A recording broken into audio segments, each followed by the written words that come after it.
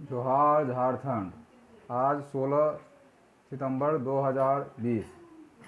आज हम आपको हिस्ट्री वन लाइनर के रूप में बौद्ध धर्म के विस्तार और उनके महत्व के बारे में जो चर्चा कर रहे हैं, जो एंशियंट हिस्ट्री का एक इम्पोर्टेंट पॉइंट है, इम्पोर्टेंट सेक्शन है।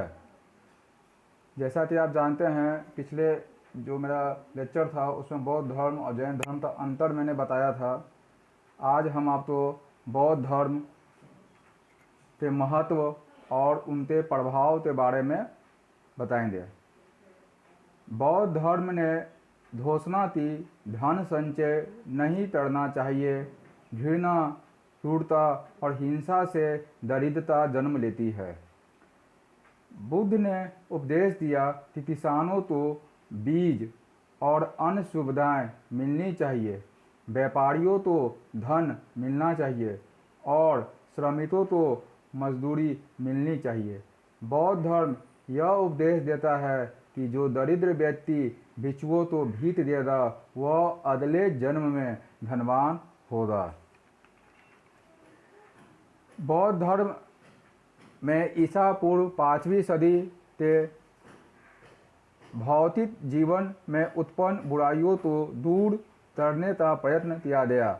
साथ ही लोगों को सामाजिक और आर्थिक जीवन में हुए परिवर्तनों को अस्थायी बनाने की ओर भी कदम उठाया गया। इस प्रकार देखते हैं, बौद्ध धर्म आर्थिक सामाजिक स्थिति को सुधारने का काम किया। जो समाज में आडंबर थे, कर्मकांड थे, उसकी उन्होंने निंदा की और नई आर्थिक जीवन के लिए सूत्रपात किया। संघ में कर्जदारों का प्रवेश वर्जित कर दिया गया। इसमें स्पष्टतः महाजनों और धनवानों को लाभ हुआ, क्योंकि कर्जदार अब संघ में शामिल होकर उनके शिकंजे से मुक्त नहीं हो सकते थे। संघ ने दासों के प्रवेश निषेध का नियम बनाया, जो दासों के स्वामियों के लिए लाभदायक सिद्ध हुआ। गौतम बुद्ध के उपदेशों और नियमों में भौतिक जीवन में आए परिवर्तनों को ध्यान में रखा गया और सैद्धांतिक रूप से दृढ़ बनाया गया। बुद्ध और ब्राह्मण दोनों साम्य था। दोनों उत्पादन में प्रत्यक्ष रूप से भाग नहीं लेते थे और समाज से मिली भीख या दान पर जीते थे। दोनों ही बताते थे कि परिवार का पालन करना, निजी संपत्तियों की रक्षा करना और राजा का आदर करना अच्छा है। दोनों वर्गमूलक समाज व्यवस्था के समर्थक थे।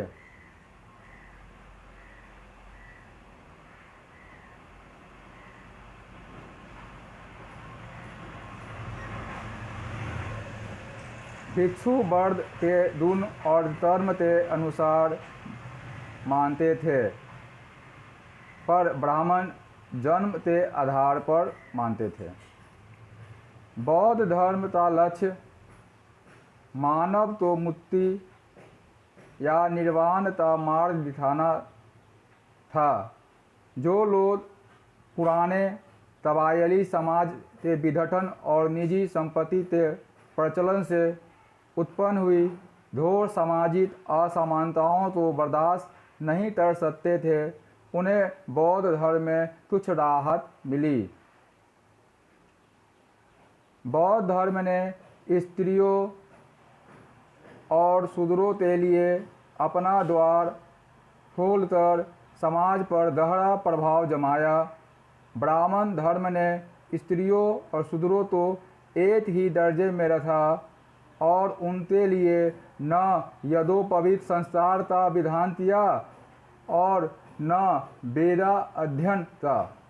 बौद्ध धर्म ग्रहण करने पर उन्हें इस अधिकारहीनता से मुक्ति मिल गई। बौद्ध धर्म ने अहिंसा और जीव मात्र के प्रति दया की भावना जगाकर देश में पशुधन की वृद्धि थी। प्राचीनतम बौद्ध ग्रंथ सुत्त निपात में गाय तो भोजन रूप और सुत देने वाली अंतज बनदा सुतद कहा गया और इस कारण गाय की रक्षा करने का उपदेश बौद्ध धर्म में दिया गया। और दो हत्या का सबसे पहले विरोध करने वाले महात्मा बुद्ध थे। ब्राह्मण धर्म में गाय की पूजनीयता और अहिंसा पर जोर पड़ने के कारण स्पष्टतः बौद्ध धर्म के उपदेशों का प्रभाव था।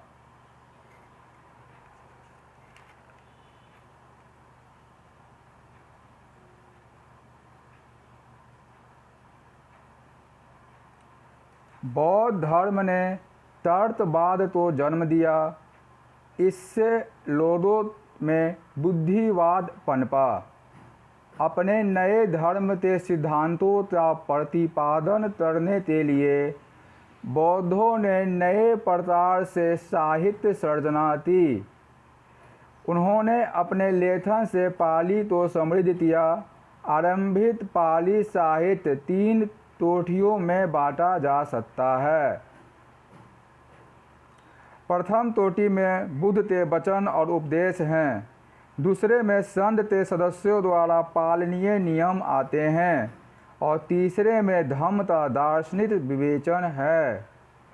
ईसा के प्रथम 3 सदियों में पाली और संस्कृत को मिलाकर बौद्धों ने एक नई भाषा चलाई जिसे मिश्रित या हाइब्रिड संस्कृत कहते हैं। बौद्धों की साहित्यिक गतिविधियाँ मध्य युग में भी चलती रही। पूर्वी भारत में कुछ प्रख्यात अपभ्रंश कृतियाँ बौद्धों की देन है। बौद्ध विहार महान विद्या केंद्र हो गए। बौद्ध विहार जो थे महान विद्या केंद्र हो गए जहाँ पर आवासीय विश्वविद्यालय की संज्ञा दी जा सकती है। इनमें बिहार में नालंदा और विक्रमशिला तथा गुजरात में वल्लभी उल्लेखनीय हैं। अदर रेसिडेंशियल तो स्कूल की बात करते हैं, रेसिडेंशियल कॉलेज की बात करते हैं तो सबसे पहले बौद्ध बिहार में ही यह केंद्र खुला। प्राचीन भारत की कला पर बौद्ध धर्म का स्पष्ट प्रभाव है। भारत में पूजित पहली मानव प्रतिमाएं शायद बुद्ध की ही है। बिहार के गया में और मध्य प्रदेश के सांची और भरहुत में जो चित्रफलक पैनल मिले हैं वे बौद्ध कला के उत्कृष्ट नमूने हैं। पहली शताब्दी ईसा पूर्व में बौद्धों ने मूर्ति पूजा की प्रथा अपनाई। ईसा की पहली सदी से गौतम बुद्ध की फलक प्रतिमाएं बनने लगी। भारत के पश्चिमोत्तर सीमांत में यूनान और भारत के मूर्तिकारों ने मिलकर एक नई प्रकार की कला को जिसे गंधार कला कहते हैं जन्म दिया। इस प्रदेश में बनी प्रतिमाओं में देशी और विदेशी दोनों प्रभाव स्पष्ट हैं। भिक्षुओं के निवास के लिए चट्टानों को काटकर कमरे बनाए जाने लगे और इस प्रकार गया की बराबर पहाड़ियों में और पश्चिम भारत में नासिक के आसपास की पहाड़ियों में गुहा स्थापत्य की शुरुआत हुई। बौद्ध कला दक्षिण में कृष्णा डेल्टा में और उत्तर में मथुरा में फूली फली। 500 ईसा पूर्व में कौशाम्बी, श्रावस्ती, वाराणसी, वैशाली और राजगिरी नगर बने। धन्यवाद।